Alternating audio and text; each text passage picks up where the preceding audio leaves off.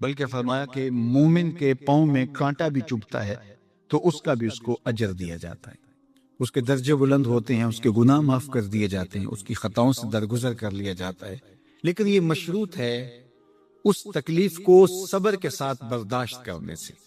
اگر وہ واویلا کرتا ہے، ناشکری کے کلمات کہتا ہے، تو تکلیف تو ختم نہیں ہوتی لیکن اجر زائل کر دیا جاتا ہے۔ تو اس لیے ہمیں ہر صورت کے اندر صبر کے دامن کو مضبوطی سے تھامنے کی تلقین کی گئی، اور اہل ایمان کو یہ بھی سبق دیا گیا کہ جب انہیں کوئی بھی مصیبت پہنچتی ہے تو وہ کہتے ہیں انا للہ و انا الیہ راجعون، کہ ہم اسی کے ہیں اور اسی کے حضور پلٹ کے جانا ہے۔ تو یہ وہ امر ہے کہ جو ان کی طبیعت کے اندر ٹھہراؤ پیدا کرتا ہے اور ان کی زندگیوں کے اندر اللہ تعالیٰ جل شانہ پر جو یقین ہے اس کا پتہ دیتا ہے۔ اگر مصیبت کو اللہ کی طرف سے سمجھ کے مان کے صبر کیا جائے، اس کو مقدور سمجھا جائے، اس پر واویلا نہ کیا جائے، اللہ کی نافرمانی کا کوئی کلمہ نہ بولا جائے، اپنے عقیدے میں تزلزل نہ آنے دیا جائے، اپنے رویوں کی خوبصورتی کو زائل نہ ہونے دیا جائے، تو اس کا مطلب ہے کہ وہ شخص مومن ہے، اس کا یقین ہے کہ یہ اللہ کی طرف سے ہے۔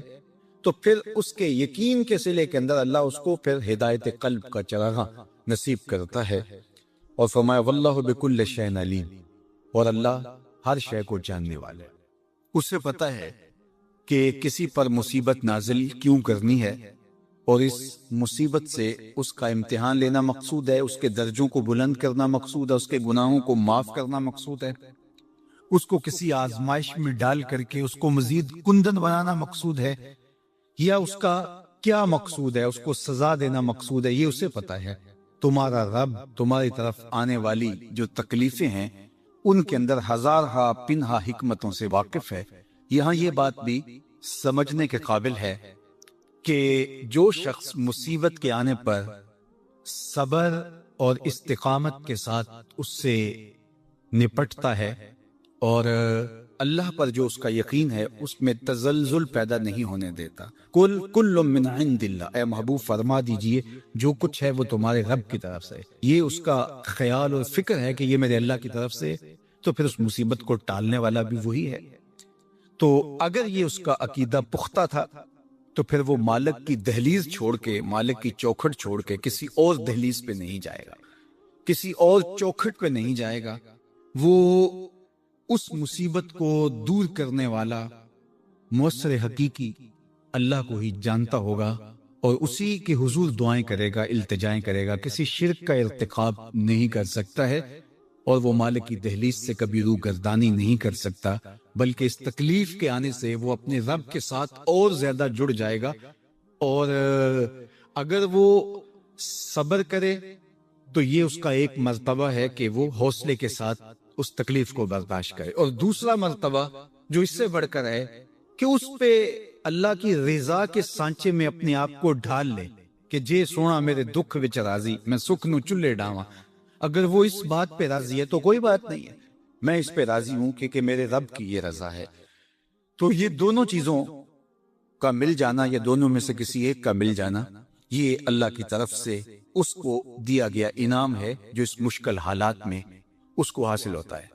اب وہ کس کیفیت میں ہے اللہ تعالیٰ اس کو خوب جانتا ہے، کہ وہ اس پہ صبر کر رہا ہے یا اس کا اندر ڈول رہا ہے، اس کا عقیدہ کمزور تھا اور وہ کمزوری کے باعث جو ہے وہ تزلزل کا، تذبذب کا شکار ہو گئے، تو یہ تمہارا رب خوب جانتا ہے۔ تو تمہارے سینے کے اندر چھپی ہوئی کیفیت تمہارے رب کے علم میں ہے۔ حضور علیہ الصلوۃ والسلام نے فرمایا کہ مومن کا معاملہ بھی بڑا عجیب ہے کہ اسے اگر تکلیف ہوتی ہے تو اس پر وہ صبر کرتا ہے، یا اسے خوشی ملتی ہے تو اس پر وہ شکر کرتا ہے، تو دونوں صورتوں میں اللہ اس کو اجر عطا کرتا ہے، اور یہ صرف شان مومن کی ہی ہے کہ وہ مصیبت پر صبر کرے۔ ارشاد فرمایا الا انبئکم، کیا میں تمہیں خبر نہ دوں بے اکبر الکبائر، جو بڑے بڑے گناہ ہیں ان کی، وہ ہمہ تن گوش ہو گئے کہ جی حضور ارشاد کیجئے۔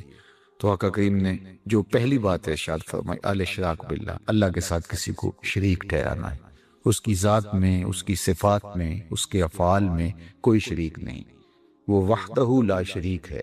دوسری بات حضور نے جو ارشاد فرمائی وہ ہے وعقوق الوالدین، والدین کی نافرمانی۔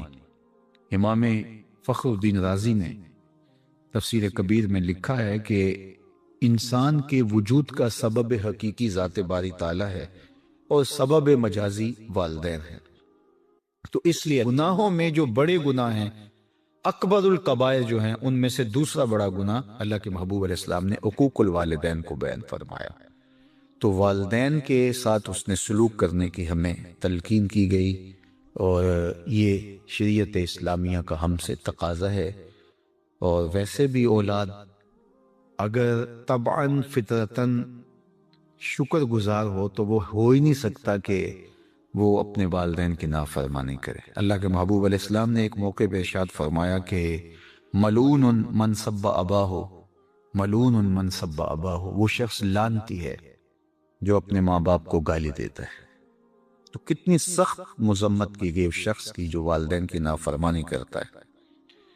ایک موقع پہ حضور علیہ السلام نے فرمایا راغم انفن ثم راغم انفن ثم راغم انفن، 3 مرتبہ فرمایا۔ اس شخص کی ناک خاک آلود ہو، پھر اس کی ناک خاک آلود ہو، پھر تیسری مرتبہ فرمایا اس شخص کی ناک خاک آلود ہو۔ تو قیلا من یا رسول اللہ صلی اللہ علیہ وسلم، عرض کی یا رسول اللہ کس کی ناک خاک آلود ہو؟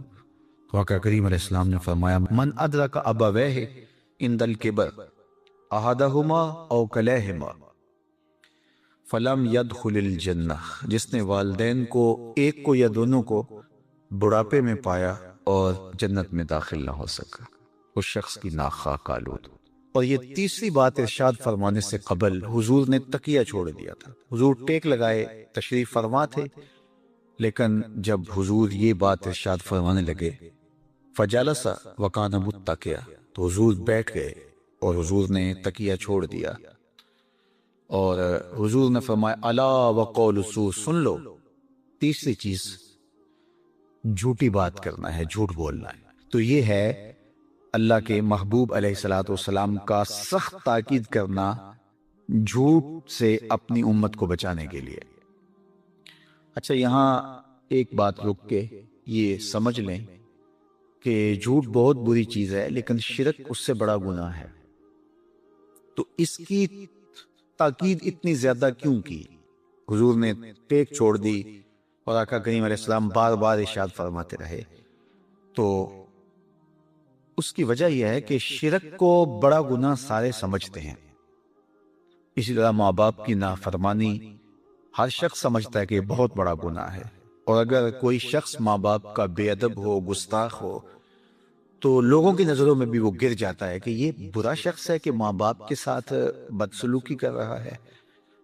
تو یہ تو گناہ ایسے ہیں کہ جو لوگوں کو اچھی طرح معلوم ہے، لیکن عمومی طور پہ جھوٹ بعض معاشروں کے اندر یوں رچ بس جاتا ہے کہ اس کو عیب نہیں سمجھا جاتا۔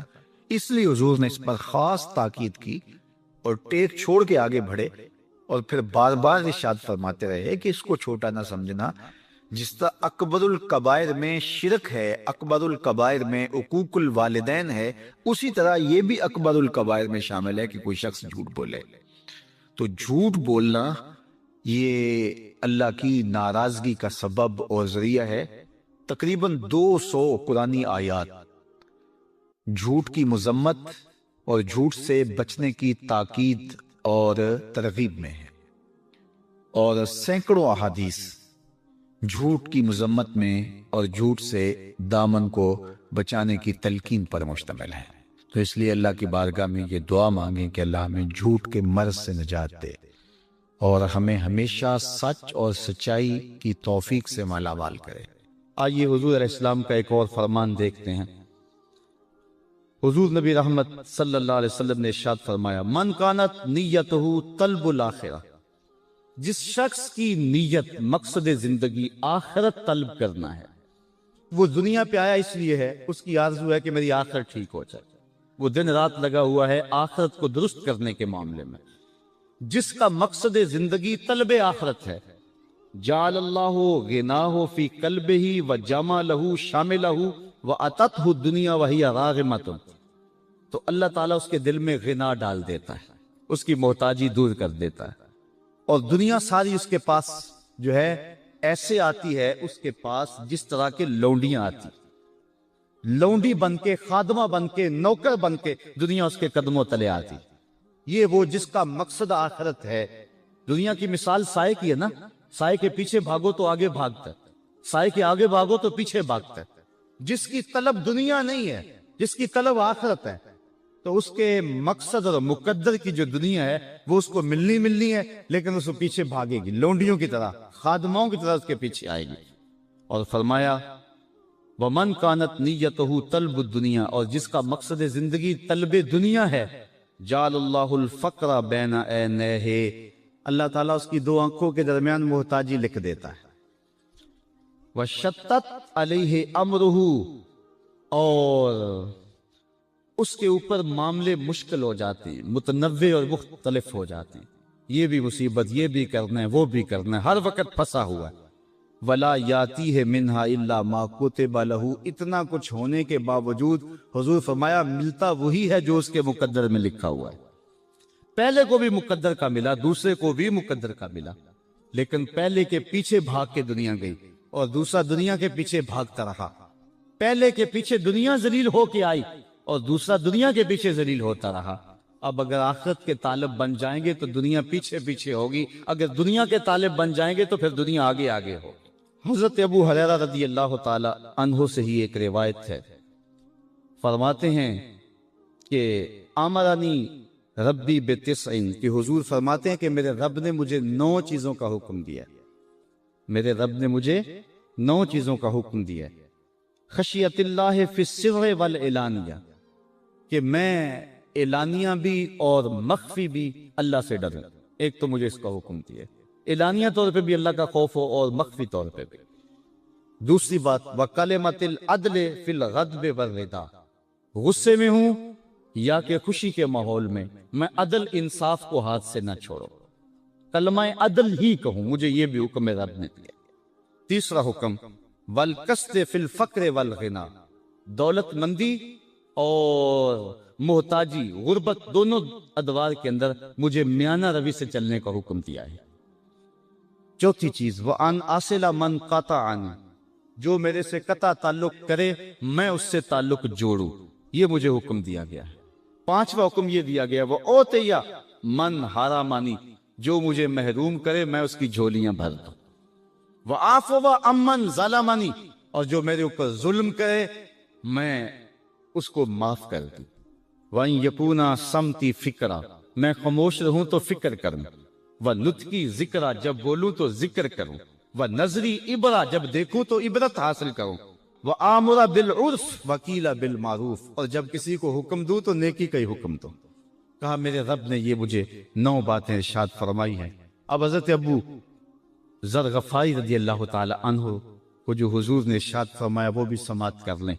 قال امرنی خلیلی بسبعین، کہا میرے آقا و مولا حضور ختمی المرتبت نے مجھے 7 چیزوں کا حکم دیا۔ وہ حضور فرماتے ہیں میرے رب نے مجھے یہ حکم دیا، ان 9 چیزوں پہ عمل کر۔ اور یہاں حضرت ابو ذر غفاری فرماتے ہیں میرے آقا نے، حضور نے مجھے ان 7 چیزوں پہ عمل کرنے کا حکم دیا۔ اب ان 7 چیزوں کو من میں اتاریں اور آج کے اس جمعے کے اجتماع میں اپنے دامن میں لپیٹ کے لے جائیں اور اس پر عمل کی کوشش کریں۔